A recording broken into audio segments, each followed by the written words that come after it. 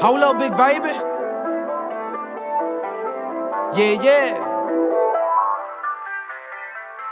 Whew. We do it all for the culture. Artists, business owners, yeah. You can forget what they told you.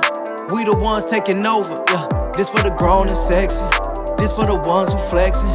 This for the people that keep it 100, yeah. This for the ones investing.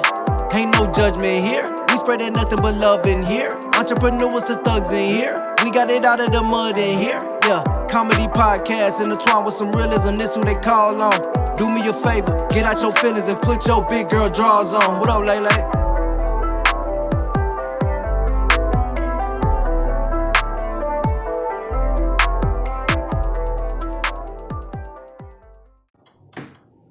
Good evening, San Antonio, and welcome to a new episode of Put Your Big Girl Draws On Comedy Podcast on this lovely Saturday with a fellow comedian of mine, a very funny guy, a well-known comedian in San Antonio, Mr. Patrick Christopher. Welcome. What's up, everybody? How y'all doing? Put Your Big Girl Draws On Comedy Podcast. See, and that's so funny. I was looking it up, and I was like, big girl pants, big girl panties. I didn't realize it was big. I didn't read like the emails or the messages or something. Right. And I was like, why can't I find this podcast? I was like, does this podcast exist? It's Put Your Big Girl Draws On. Right? Put Your Big Girl Draws On. I was looking for pants, panties, and got a lot of Google responses. But you know, it's usually how it goes. How are you feeling today? It's beautiful good. outside. It's a nice day outside, but we're here. We're doing the live thing. Thanks for inviting me out here. Yes, sir. And you were just telling me that this is your first live podcast. My first live, Facebook Live, anything. Like, I don't know. I'm afraid to go live on like anything.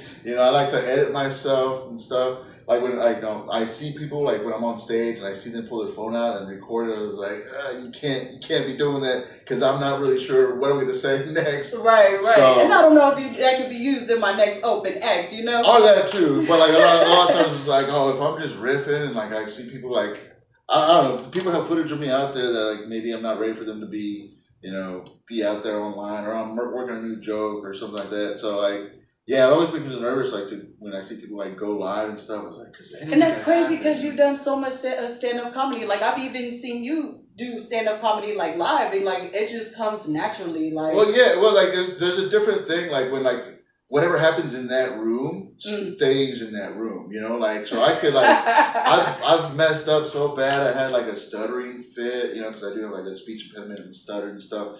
But all I know is like when I get off stage, whatever happens is going to stay in this room. But when you see somebody go live, and they're like, well, that's going to live forever. Like at one moment, I don't want. Right. But this is cool, man. I mean, you got to be professional about it, Right. So. And the stuttering problem, I understand because sometimes I go back and I watch some of my episodes and I'm like, well, damn, I said that word at least 10 times. Maybe we could fix that and reiterate that the next episode. Yeah. Because I'm trying not to repeat myself as much. Yeah, I do it a lot in real life. It doesn't bother me in real life so much as when on stage, it's like, oh man, I gotta get this together. Right. Do you cuss in this? I don't know if you're supposed to cuss online. Yeah, we do. All right. I'm gonna try to watch it. Watch my language because the algorithms and all that stuff. Right. Which I know nothing about. I know nothing about algorithms. I know nothing about social media, which is. But we're basically saying is we love the kids over here. Yep, we love the kids. Yep, basically what it comes down to. But it's good that you said that and not me. We love the kids out here. We we absolutely love the kids. So, but welcome. Thank you for being here.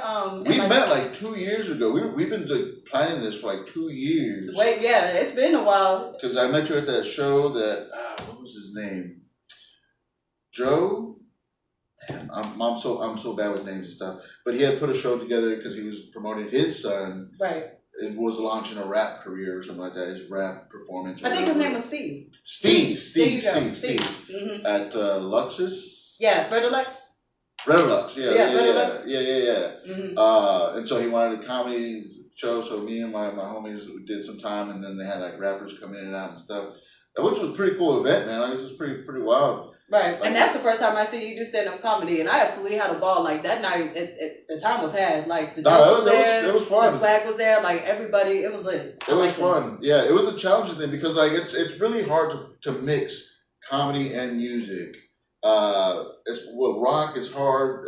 Maybe hip hop's not as hard as with rock and stuff, but just like you get people in a vibe to like enjoy like music, and then they get, all right, like listen to me talk about my thoughts about things. They're like, nah, man, like where's the music at? Right, the music we were just dancing, and now you're here talking about like farts and stuff. Like, so it was a challenge for sure, but I mean, you make it happen. You got to adapt and adjust and all that stuff. So, but it was fun. Right. So as a comedian, you've been doing this for quite a while. Like how many years have you? I'm coming up on my 7-year anniversary. 7-year anniversary? Yeah, 3/25/18 was the first time I went on stage as a comedian.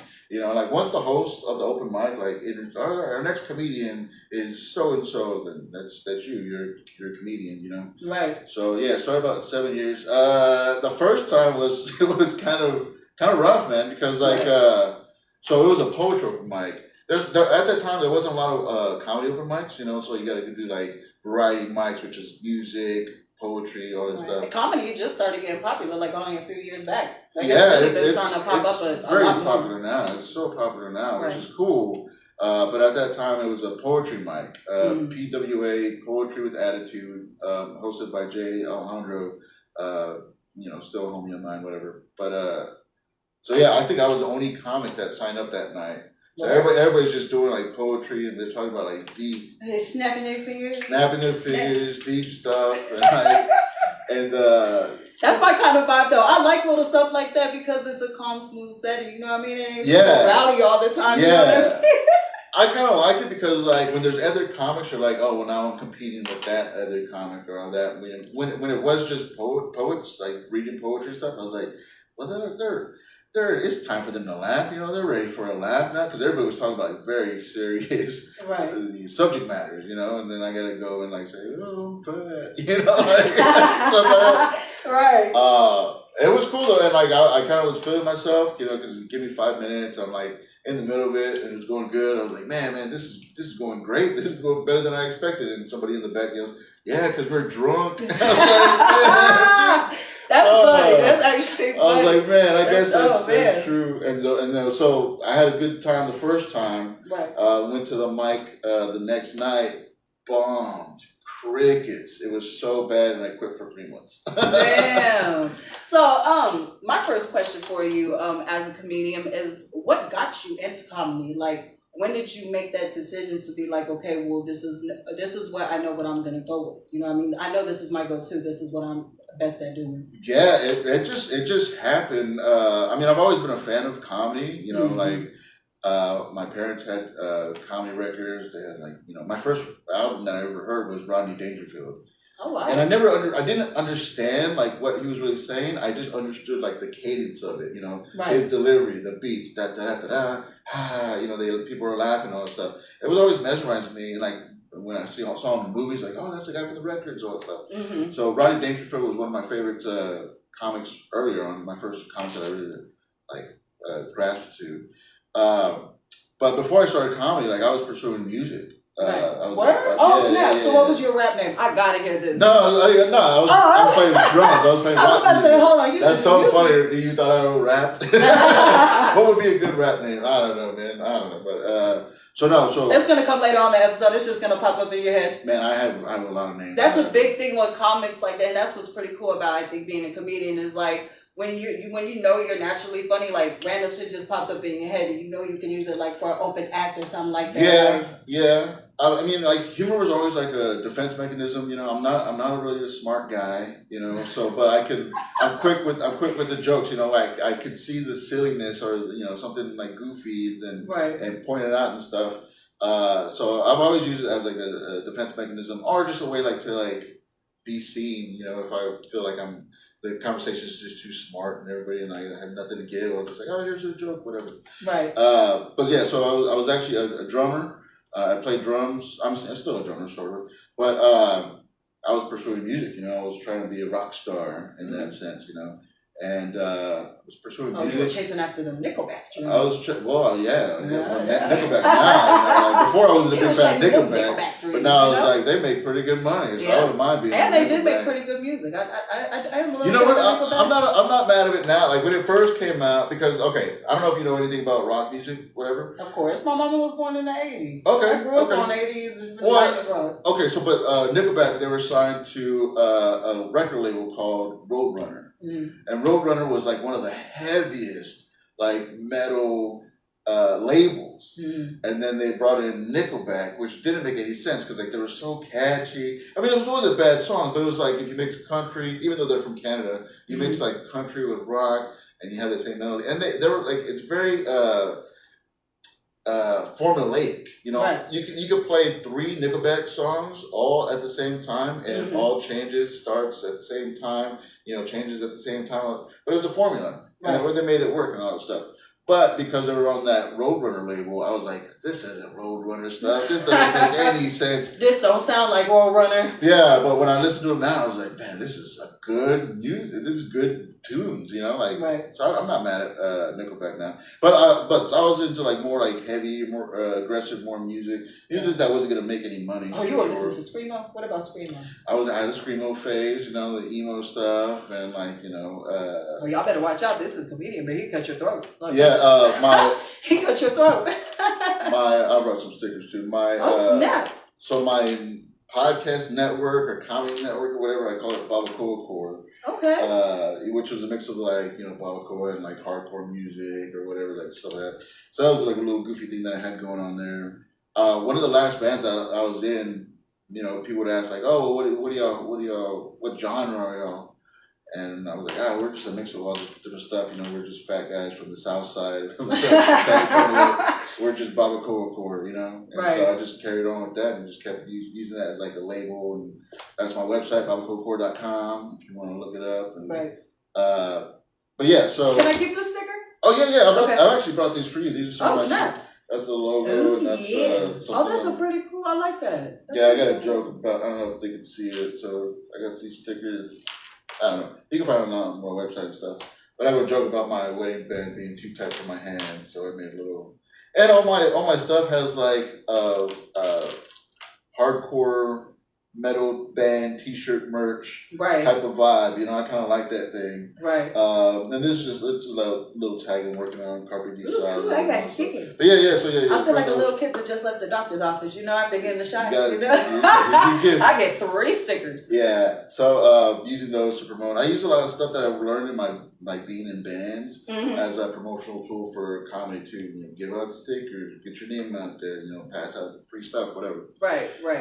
So as a child, did you always have a knack for humor growing up? Like, were you the class clown? Like, did you get kicked out and had to go to the principal's office? I was never a class clown. I never really act up in school, like in class. I'm a very shy guy by nature and stuff. But if you get me in the circle with, you know, my friends or my cousins, family, whatever, like the ones you're comfortable when with. I'm comfortable, I can be on it. I'm funny. I'm that person. And see, and that's how I am too. Like, especially with my best friends or live with my family. Like, it's like once I'm around, it's on. It's like my switch is on. Like I'm all day just clowning and everything. Yeah. When I'm not comfortable, I try to make myself as small as possible, which is kind of a hard thing to do because I'm a really big guy. But yeah, I try to like be as unnoticed as possible if I'm not comfortable. Which is very like when I started doing comedy, and when people that like know me for like my life, they're like, I didn't see that coming. And just to let you know, you're not a big guy. Like I didn't see damn, and you're not damn. Oh well, yeah, I appreciate that, but like according to my doctor, I'm he's not according to my doctor. Obese. Yeah, but yeah, so wasn't a really class clown. In middle school a little bit because I was in a small school. Like we all knew each other. I had a class of like maybe like 23, 25 people. So maybe I did act up a little bit. But once I like went back to like public school, big stuff, it was only when I was comfortable. Like the circle I was comfortable around. And high school was in marching band, and you know you have goof off with your friends and stuff, and you try to be like the funniest guy, the loudest guy, whatever. But for the most part, it wasn't really like a class clown. I don't think. I mean, I wouldn't consider myself that. Never really got in trouble for it. Like, never had to be told, like, go to the principal's office or any of that stuff. But you know how to crack a killer joke. I know that much. A silent but deadly one. Yeah, I mean, like, when you build the react, or when it's like, I mean, now I'm a different person now than I was when I was like younger. Like now, like I live for this stuff, you know. Like, I live for the attention. I always wanted the attention before. I just didn't have like an avenue to like have it. Right. And now, like I'm just like, oh, making people laugh. That's a good way to get people's attention and have them like you, you know, and like. And when you connect with like strangers, like people that don't know you from anybody, and you got to go on stage and you got to like connect with them and make them laugh. The fact that I do that, or I get an opportunity to do that, and when it happens, just like it's such a beautiful feeling. It's and I crazy. feel like that's also like the hardest part too. When it comes to us comedians, is having to read the room and get the right, you know, material going on the fly. On the fly, you gotta know what they like. I host a lot at Laugh Out Loud. Laugh Out Loud gives me a lot of. Shout out to Laugh Out Loud Comedy Club. Yeah, Laugh Out Loud. Shout out to Laugh Out Loud. That's my home club, man, and they support me. They're really they had me on the wall there with all the other comedians and stuff. Hey, Mama, we made it. Yeah, we made it, man. Mama, we made it. It was a great honor to be on that wall. And I'm always, when I walk in the club, I look at it to see if it's still there. One day I'm like, not hoping, but one day I just think like, oh, they got to replace it one day and I got to be fine with that. It's fine. I have my moment. Right. But I walk by and it's still there. Still there. Yeah, I have it's not going anywhere. I have a monthly show there called Hot Damn. They made me a big poster to promote that show, or like to put like when it's showtime, they put that out so people know like. Oh, and when do you usually host those shows? I've been doing it monthly. I just had one March 19th. I'm still working on future dates for that, but I have the monthly showcase there at Laugh Out Loud. But like when touring comics, like national touring comics come in, they'll call me up to see if I could host. So I host a lot at the club, which is like it's tough because like you're the first one. People are there to see a comedy show, so that's kind of easy. That's kind of like the layup of it. But like you're the first one, you know. They just got their food. They're starting to eat. They're ordering their stuff, whatever, and they're not there to see you. They're there to see the guy who they bought the tickets for, the headliner, you know. But you're the first one to go up, so you have to welcome them. You have to like let them know like, hey, this is the show. We're starting the show now, and then you gotta like deliver your jokes and just hope that they rock with you, man. Right. Just hope that they rock with you, and when they do, man, it's such a great feeling. It's so great. And that kind of slides into like my next question for you. Like, how do you develop your material? Like, do you have a specific routine that you follow when it comes to getting your material, developing it, and laying it down? I'm always working on stuff. I'm always writing. I don't write as much as I try to sit down and write, pen to paper and all that stuff. But I got undiagnosed ADHD, so I'm like, I can't focus on anything for too long and stuff. Right. So, but I have notes on my phone. Like anytime I'm thinking of something, I'll go and like write like a little tag, and I'll go back to that later. But I have like so many notes on. Like I could show you. It's ridiculous. I bet you put them all on snooze too. It's all one file, and so it's all this stuff is just random notes that I need to go. See, look, I'm trying to get like you. I'm trying to get all them random notes. So this is just all like making my little postcards look like nothing. Where am I at? So I got 52 pages of just notes of just stuff that I've either worked on or reworked and all this stuff. It's crazy. And when I go back, like I would sit down, like, oh, I need to go back and check the notes. And I would go back and look at the notes, and I was like, what does this even mean? Like I don't even know. It doesn't make any sense anymore. So I like that. I'm always on my phone. I'll try to sit down. If I have like a big show coming up, like a long set, I'll try to write it out, try to figure out all the what goes into this, what makes sense, or I got to say this before this or that and all this stuff. But I've been, like I said, I'm going into my 7th year.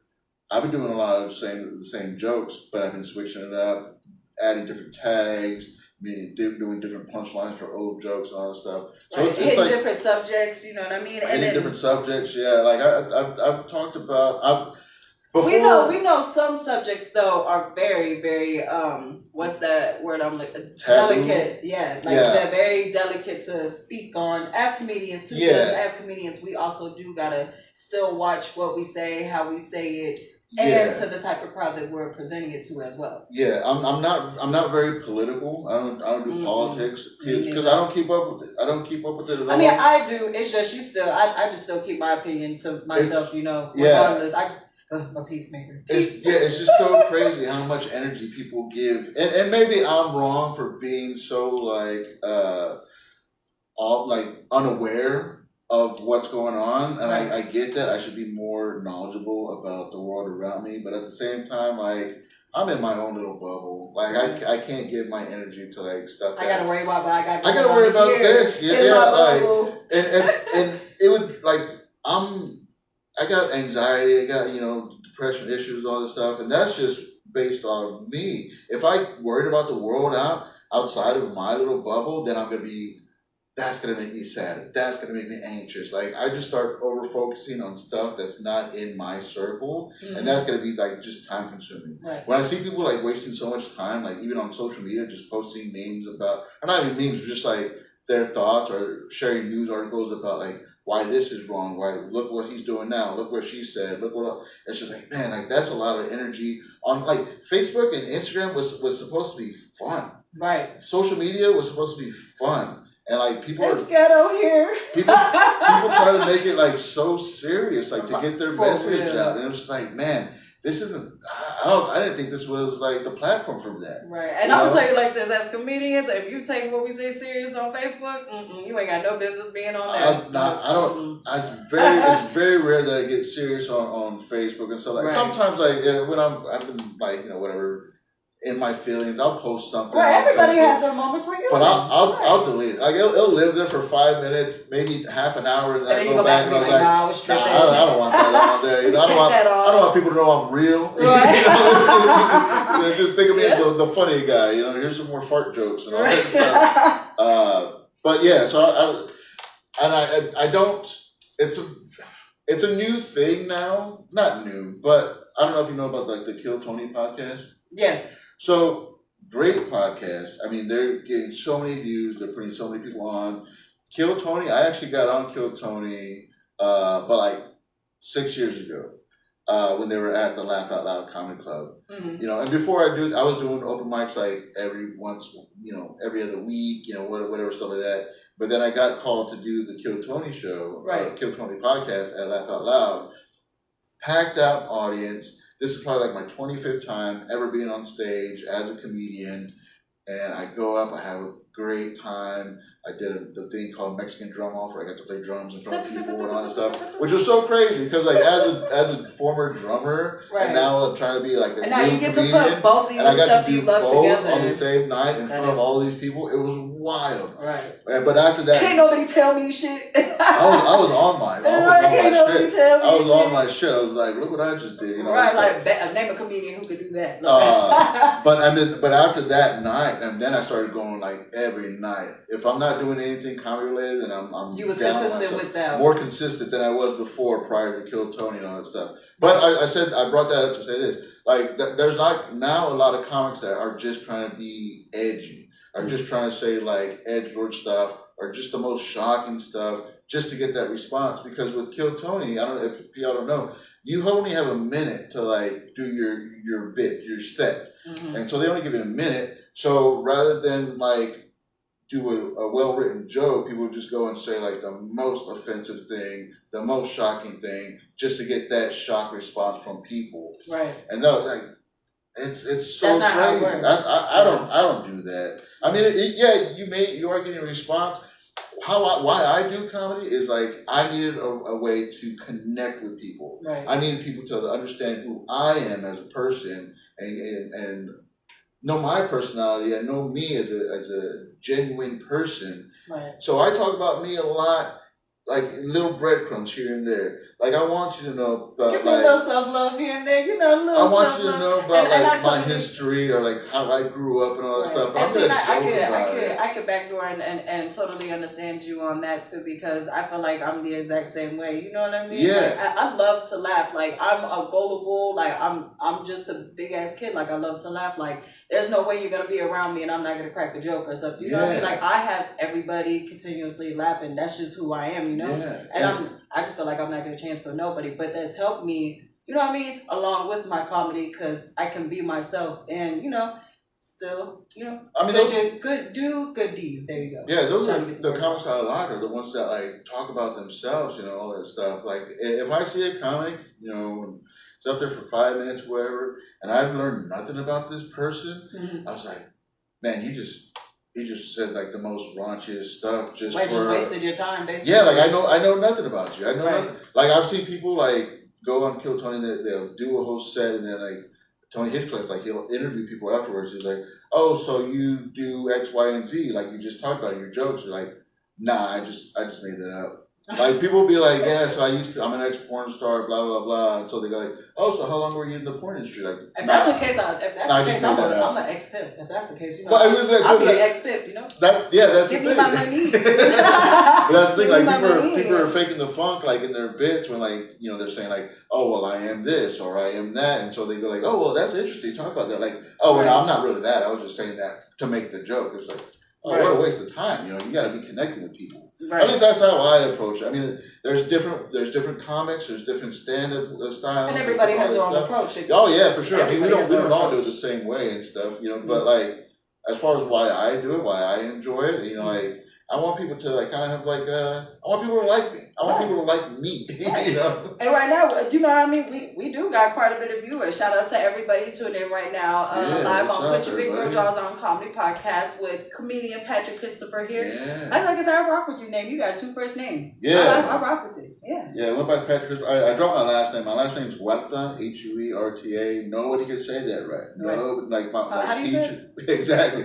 Huerta. Oh. Huerta. And for somebody that doesn't. Huerta. Yeah. hold on. I'm trying. Huerta. Exactly. Hold on.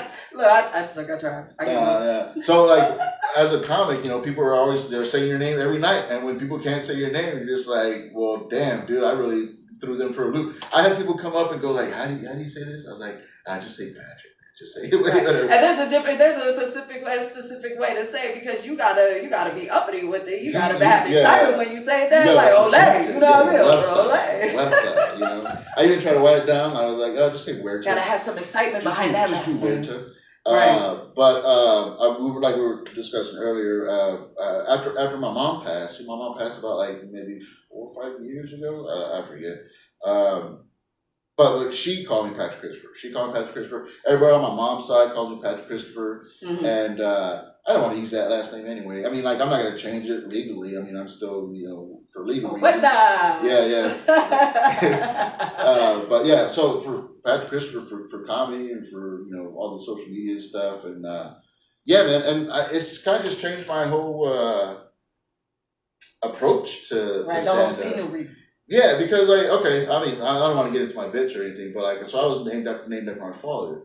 So when I hear the name Patrick Huerta, I didn't think about me. It would just bring all these like bad, because I'm not, me and my father aren't cool.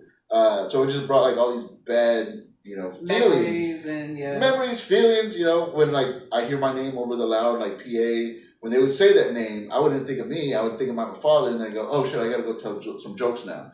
So right. Now being introduced or brought on stage as Patrick Christopher, I'm like, oh, that's my mom's son. Let's go. Right. You know, I'm a mama's boy. Yeah, my mama's boy. Put some respect on my name. Yeah. So that's what my mom called me. That's what like everybody on my mom's side of the family called me, Patrick Christopher. That's my story, and I'm sticking to it. So that's who I am, Patrick Christopher. Right. And it's worked out for me so far. You know, people don't. It's ambiguous. Nobody knows like what race am I, and like I don't speak Spanish, so nobody books me for like their Spanish speaking shows. So. But I'm still Mexican at heart. Well, you know, we're Spanglish over here, very Spanglish. So again, as far as comedy, if you had any favorite comedians, who would be your top 5 that inspired you? Top 5. Okay. Rodney Dangerfield, of course.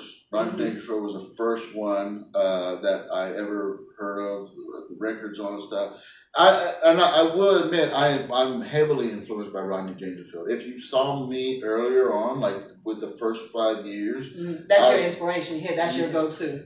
I mean, I'm not gonna lie. I was doing the cadence, you know, just like I learned when I was a kid. I've done a lot of like, you know, my wife, or I'm so ugly, or you know, like just because like that's the first one that I really caught on to, Rodney Dangerfield. Okay, so he's number 1. Number 1, Dave Attell. Dave Attell is another one of my favorite, and also Dave Attell is completely different than what I said that I do. Like Dave Attell is just a funny joke writer, but he doesn't really like talk about himself too much. You don't really know too much about his personality or him. personally, Right. but he's just so good at writing jokes that kind of like touch close to like his personality, or not his personality, but like him as a person or what he's about. But he's just like you could learn a lot from him. Yeah, I mean, I don't know if you could learn a lot about him, but you can learn a lot like just from like. I mean, he's just a great joke writer. I always loved his stuff. Right. Janine Garofalo. Janine Garofalo was one of my favorites as a young kid. I thought she was very attractive, and I just liked. I was about to say. I like her style. I like her delivery style. It seems so like punk rock, but also like just like she would bring her notebook. Like, oh, I just thought about this today. I just wrote this down today. And like she would read off her notebook, and I was just like, man, that she was just reading, like going over her thoughts. She was just like, going like I don't know, something about her reading out of her notebook was just like so cool to me. Or she would have like a music stand, and she would just go out there and just do her bits. And just her delivery was always like amazing. She's so funny. Right. She's so funny. And then again, another thing too, when I would see like, I saw these comics like on TV or movies, movie shows,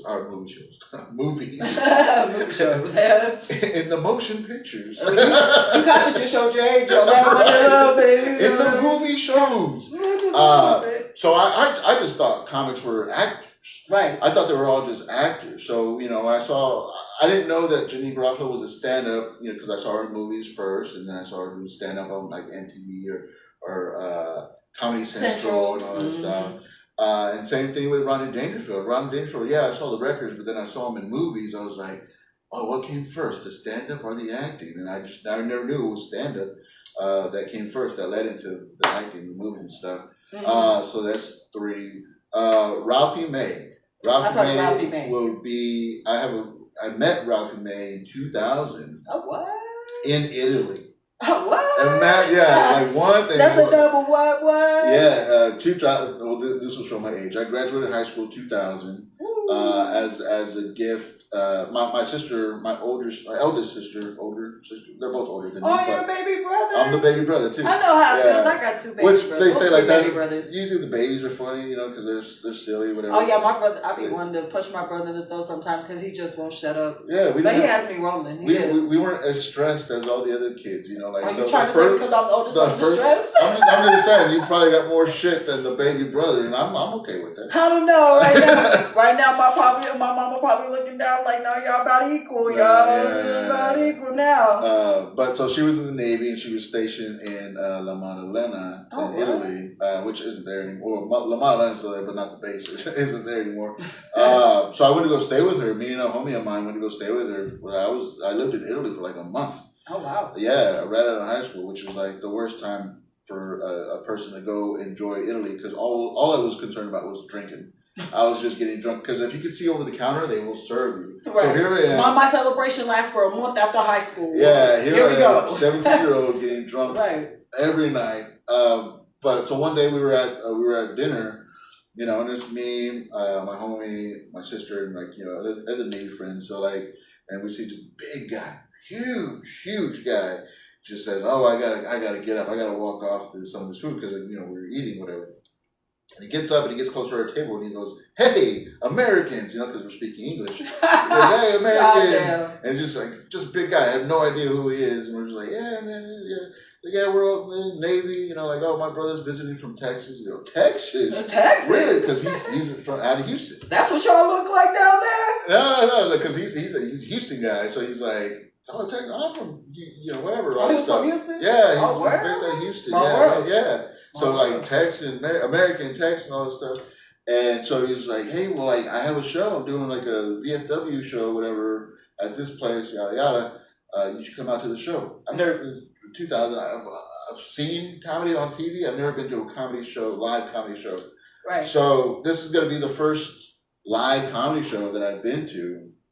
It was Ralphie May. It was in like a big bar, maybe 1,000 seaters, maybe 500, something like that. Packed out, whatever. And again, never heard of this guy before. Right. He goes on stage, crushes, dude. And he was just like, I've never witnessed live comedy. This is my first live comedy show ever. Right. And just to see one person control the whole room of 1,700 people, whatever. Right. Just controlling, because like when he wanted them to shut the fuck up, they were quiet. They shut the fuck up. And when he said like, all right, boom, everybody's just like crying, laughing, and like his delivery was so fucking great. All right, so that was like May 2000, whatever. Mm-hmm. Come back. I remember him. I'd come back, to the States and just watching TV randomly. And then there was a show that came out called Last Comic Standing. And there he is, Ralphie May, competing in Last Comic Standing. I was like, I know that guy. I just met him in Italy a couple months ago. And now he's on TV. He's doing this stand-up comedy competition. He came in second place. He got robbed. He should have got first. But he came in second place on that competition. And then it was just such a big inspiration. And I followed his career. I don't think I've been anything like him. I like comedy style. Right. But I just he was the first one that I saw control the crowd. Right. Which was so amazing to me. And so when I feel that, when I try to build something up, and when I pause and I could hear nothing, I could hear everybody's just anticipating what I'm gonna say next. Right. And then I hit it with the punchline, and wow, I was like, oh my God, it's like I'm conducting them. I'm conducting them and shit. I was like, yeah, more of that on that side, more over here, I see, like I said, I feel pretty awesome because, I'm the first live podcast that you ever been on. You know what I mean? You get to lace us up with the free game, the experience. I see people commenting. Everybody's tuning in. You know what I mean? We got everybody tuning in. And while I got everybody's attention, another big news, Put Your Big Girl Draws On has our first official podcast, sponsored podcast. Yeah. So I would like to give out a shout out to my first sponsor. So today's episode is sponsored by artist Bossalina, one of the hardest working female rap artists, and you can also follow her on Bandcamp at bandman.com/Bossalina and get her catalog 6 of 40. 6 of 40 right now, going for $30 as she continues to add albums. Mind you, she has a lot of albums, the most from San Antonio that I know of, man, I even asked her how many albums. She was like 34, 35, and I was like, that's a lot. That's a lot. But yes, follow her on bandcamp.com/Bossalina. Get 6 of her 40 projects right now for $30 as she continues to add albums. Pricing will go up. So please support your local hip hop artists, your music artists. Please support your local artists like San Antonio. We have a lot of artists down here, and we need to support him off top. So that is today's special sponsor of Put Your Big Girl Draws On Comedy Podcast. So thank you, Bossalina. I do appreciate it. And yeah, we lit. Yeah, man. I want to, on Bandcamp. Bandcamp's a great website. They do this thing, I think they do it once a month, where they call Bandcamp Friday. Mm-hmm. And Bandcamp Friday, if you buy any of their merch, any of the artists' merch, or any of their albums on Bandcamp Friday, the artist gets 100% of the proceeds. Bandcamp doesn't take their portion or whatever. So, if you're going to support artists, support them all the time. Right. But be on the lookout. Know about this Bandcamp Friday thing. Maybe buy her stuff on Bandcamp Friday, because that's going to go all 100% to the artist. And that's a great thing that Bandcamp does. I think they started that around the pandemic.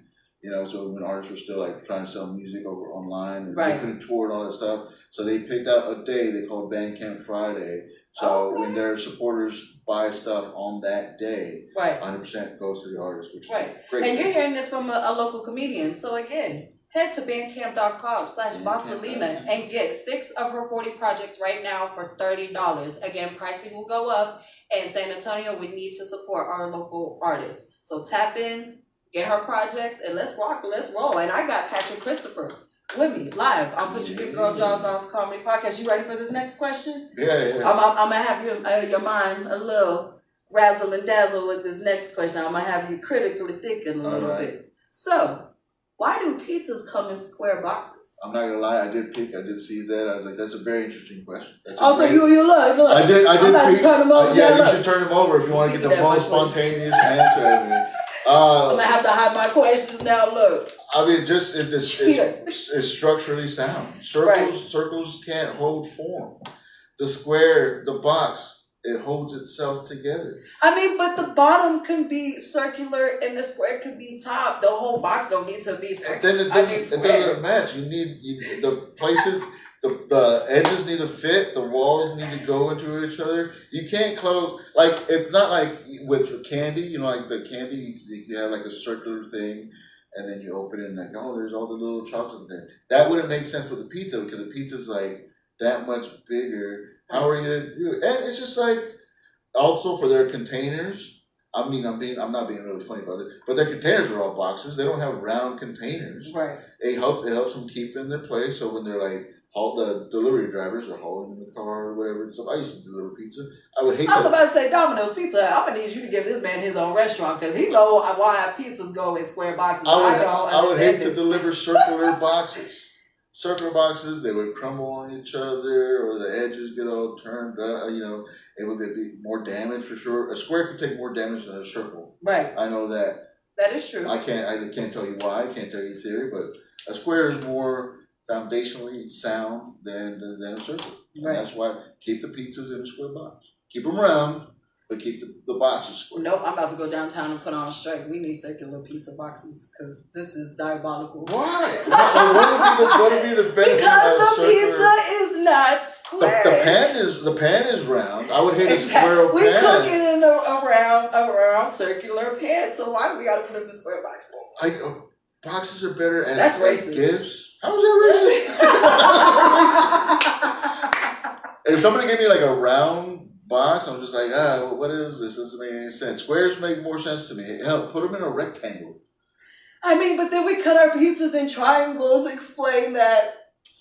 Yeah. Then we cook them in a circle pan. We put them in a square box, and we cut them up in triangles. Oh man, like I got here after pizza was invented. I ain't gonna try to change it. I think it's more fun that way. I think it's less fun, or makes it more like a pasta when you're in squares. Like Little Caesar does square pizza, right? Somebody does square pizza. Right. I think Little Caesars is the one who might do the square pizzas. Domino's does square pizzas. I get my thin crust squared up. Oh, shout out to Domino's. Yeah. Domino's. Look, now he's finna leave and go get some Domino's. Just bring me back bring me back a slice or two. But yeah, why triangles? I don't know. I mean, for like the division of it, so it divides equally. You just have an answer for everything, and I don't like this because it's still diabolical to me. You bring up food, I'm gonna have answers. Right. That's like my favorite topic ever. So give us a food joke. Do you got any food jokes? Oh, food jokes. Man, on the spot?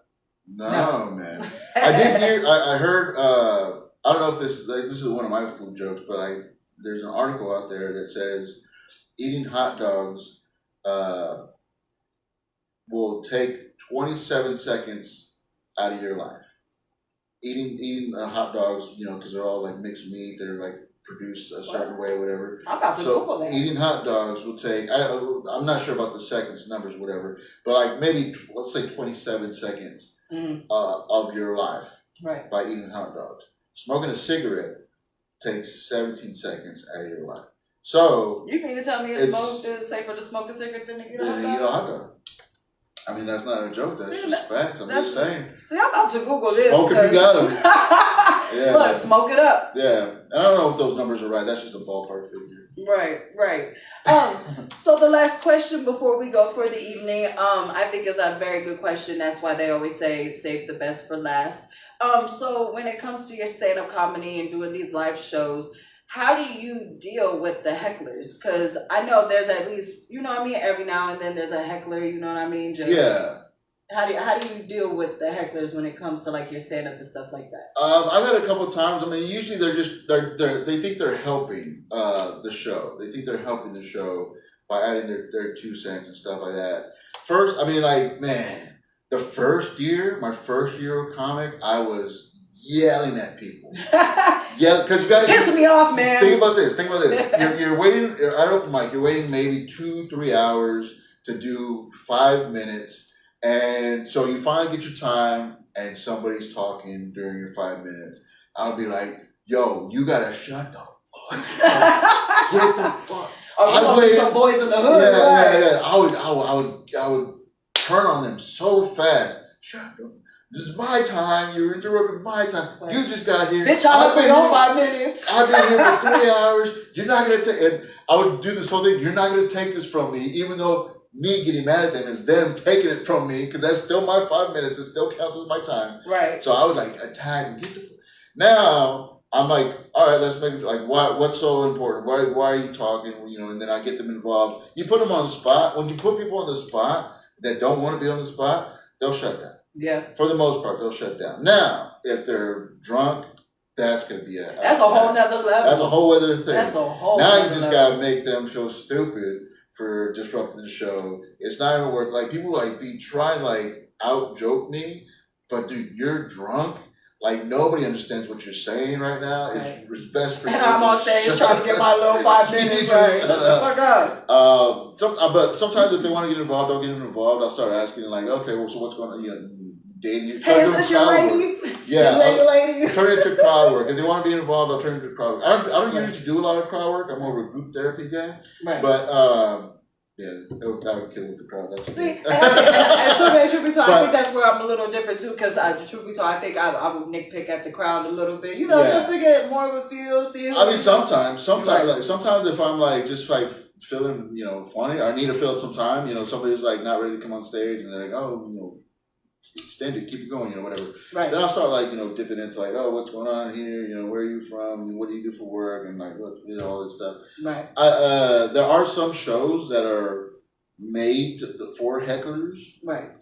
Which is a challenge. It's a challenge, but like it's just part of the comedy thing. That's right. We know you're out there, hecklers. We know you're out there. That's something that you gotta put in your routine, your repertoires to deal with the crowd. Right. I mean, you gotta adapt. You know, being a stand-up, when you start doing shows and all this stuff, you have to be prepared for anything. Right. Anything can happen. Right. I've had the mic go out. Right. You know, and I can't just go like, all right, well that's the show. Like no, the mic. You gotta keep it going. I had to like yell at people in the room. My fucking set your ass down. No, but I just yelled my jokes and like right. Can you hear me in the back? I'm a mumbler, you know, by nature. So when I have to enunciate louder, I'm just spitting on everybody in the front row because I'm trying to enunciate so hard and stuff. I mean, you just got to like the power could go out. Right. My first stand-up comedy, I'm not gonna lie, my first stand-up comedy was really bad. I froze up. I wasn't ready for it. Scared? I was, and that's what I was gonna say. Like, as a comedian, what game can you give me when it comes to facing, you know, stage fright? When it comes to stand-up comedy, because I froze. I did like. Be prepared. Have your set ready. I mean, if they give you 5 minutes, kind of have an idea of what you want to do. Have bullet points of what you want to do. Like talk about, hit them with, you know what I mean? Punchlines and stuff like that. What's your first joke? You know, you gotta be prepared with that. At least have that ready. What's gonna be the first thing I say? What bugs me so much is like when people just go like, I'll wing it. You know, they think it's just gonna like turn on. Right. Like no, like this is a writing process. Right. This is you gotta do it. You gotta get the reps in. You gotta go up constantly. I mean, like there's no shortcut to it. Right. I mean. That's a lie. There are shortcuts to it, but as far as like to be a stand-up comic, because everybody's a comedian. I mean, we have TikTokers selling out tickets at a comedy club, you know. Right. And just because you know somebody doesn't do stand-up doesn't mean they're not a comedian, and that's why I said like my comedy podcast. No. I understood what you were saying. Yeah. Mm-hmm. I mean, as far as like being a stand-up, that's different. I mean, there's different comedy. There's an umbrella. Right. Like people are good at being characters. People are good at doing skits. People are good at, you know, hosting podcasts. People are good at stand-up. And stand-up, that's where stand-up and podcasting stuff, that's where I'm trying to lead into. Right. I don't do skits. I'm not a character. I don't have it in me to create a character. I'm not going to do like the Mexican stereotypes and Mexicans do this. I actually do have a little acting. I actually do have a little acting scene coming up because I feel like I am a character. I feel like that's where my comedy comes in best. Okay, That's when, you know what I mean? I just let my funny side come out, be a character. You know what I mean? Make the faces, do the little stupid stuff. Like that's where I feel like my comedy comes into it. So I actually am doing fixing to do this little skit with comedian Jay Scott. So Okay, I'm kind of yeah. excited for that. So hell, you might see me on Tubi soon. Who knows? There you go. There you go. My story. I'm sticking to it. I can't wait for that. Oh, I can't wait. Okay, cool, yeah. But like for are you gonna do stand up? I would like to do stand up, but I do need to get. If I am gonna do stand up, I do need to get my material more down because, like I said, when I did my first stand up comedy and my second one. That one I did good with, but but then again, I knew everybody in the room, so I was already comfortable, so I could be me, you know what I mean? Yeah. But my first stand-up comedy, when you got 40, 50, 60 eyes of people you don't know, it kind of puts you out of place a little bit. You're kind of like, well, oh shit. I mean, that's a beautiful challenger. That's a beautiful challenger. Right. And I've already faced that. But my second stand-up, I was lit, but I knew everybody in the room. Yeah. And everybody knew, like, I was able to. It's easier to perform in front of your friends for sure. And I mean, sometimes it could be more stressful. Like, I mean, there was people in there I didn't know, but majority of them I did. So you know what I mean? I could be the crazy havoc Lele. Yeah. So like I do all kinds of shows. I do sold out shows. I do shows at dog parks. Right. You know, and so I'm the dog whisperer. And I post all my flyers about shows, so I never know who's gonna show up. And sometimes I have like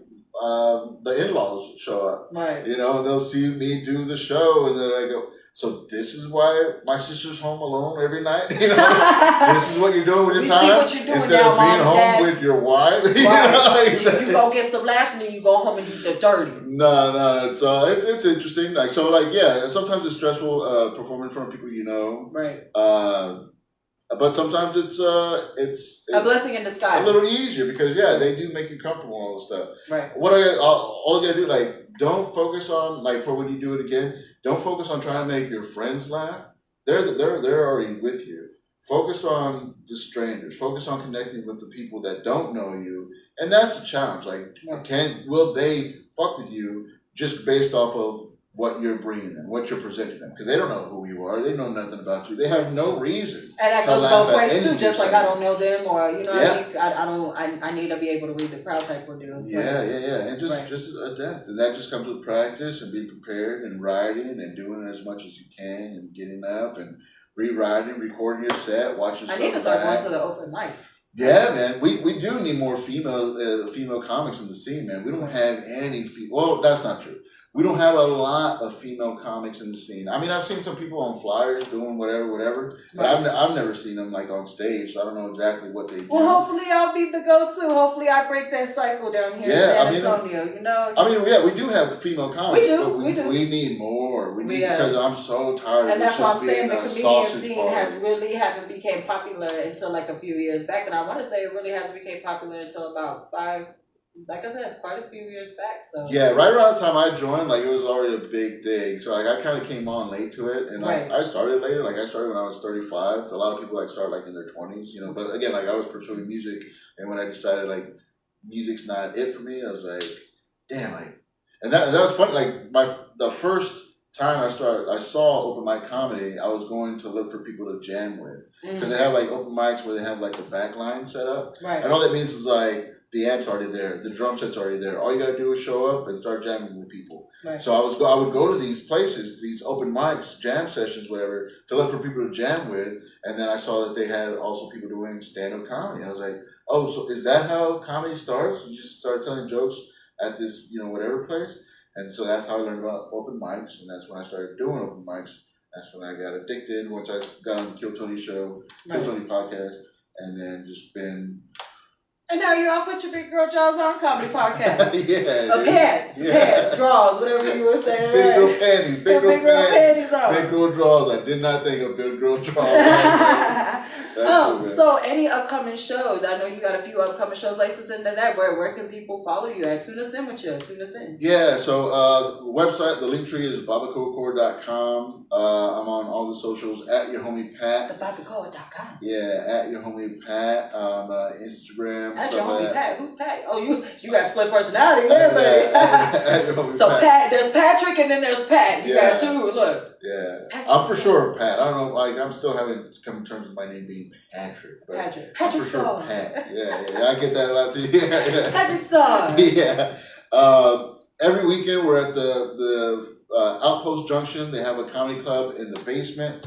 I'm usually there every Fridays and Saturdays. It's a free show for now. That's where like a lot of people that do like paid gigs, we get to go there and work out in front of like an unassuming crowd. You know, like we're barking people off the street, come get a free comedy show. Like, free? Why is it free? Is it good? I was like, well, you wouldn't come down if it was $5. Right, but yeah, I mean, they're all like some of the best local comics are on this show. It's always a fire lineup, fire showcase. For Friday nights, we have the 9 p.m. show and 11 p.m. shows.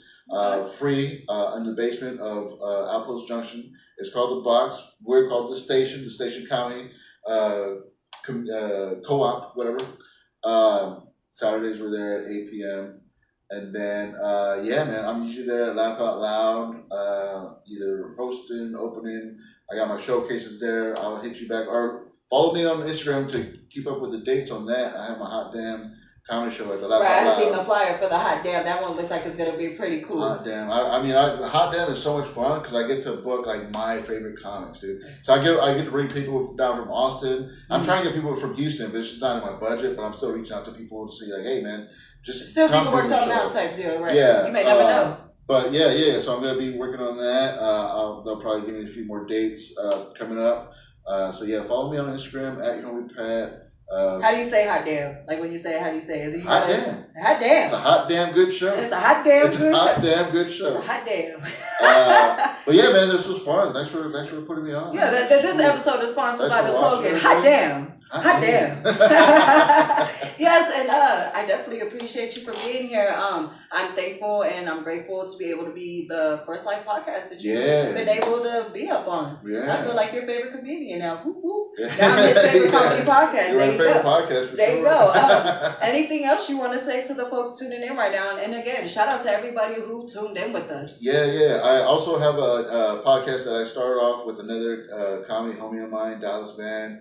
It calls It Happens. It happens. It Happens. We just talk about those stories. Oh, I gotta be on that because I got quite a few. It happens. Yeah, I got quite yeah. a few. It happens. Right now, it's just the two of us. We're working on bits, but we are gonna get guests on and just talk about what happened. It happens. It happens. Yeah, it's live. Yeah. So you can find that on the YouTube, BiblicalCore.com, our Biblical Core on the YouTube channel. Subscribe to that. I have some clips on there too. So yeah, fuck with me, man. Come on. Right, and he's an absolutely funny dude. I've seen him live. His stand-up is real. I think I was intertwining with your first stand-up too. I think I was one of them hecklers that was yelling at. No, but that was a I think I positive. was one of them hecklers That was a yelling positive at you. thing. Oh, No, because you were recording. I was like, hey, are you recording now? You're like, yeah, man, I'm just here enjoying your razzle dazzle. I was like, what? My Man, I will never razzle forget dazzle. that.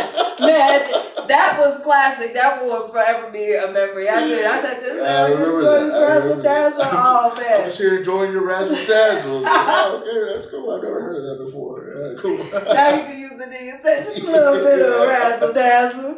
Oh my God, good times, man, good times. Yeah, that show was really good. But yes, make sure y'all tune in, Facebook, Instagram, check him out. He has a few upcoming shows, his own podcast coming up. Follow him, Patrick Christopher, or Patrick Starr, in another word. Yeah. But thank you to everybody tuning in, and we're out. We're good. I hope you enjoy your Saturday. Peace. Peace. Tune in with us. Yeah. Woo woo. Nice. That was fun. That just flew by too. Hell yeah. Ooh, I already got a new phone. Hold up, big baby. Yeah. Whew. We do it all for the culture. Artists, business owners, yeah. You can forget what they told you. We the ones taking over, yeah. This for the grown and sexy.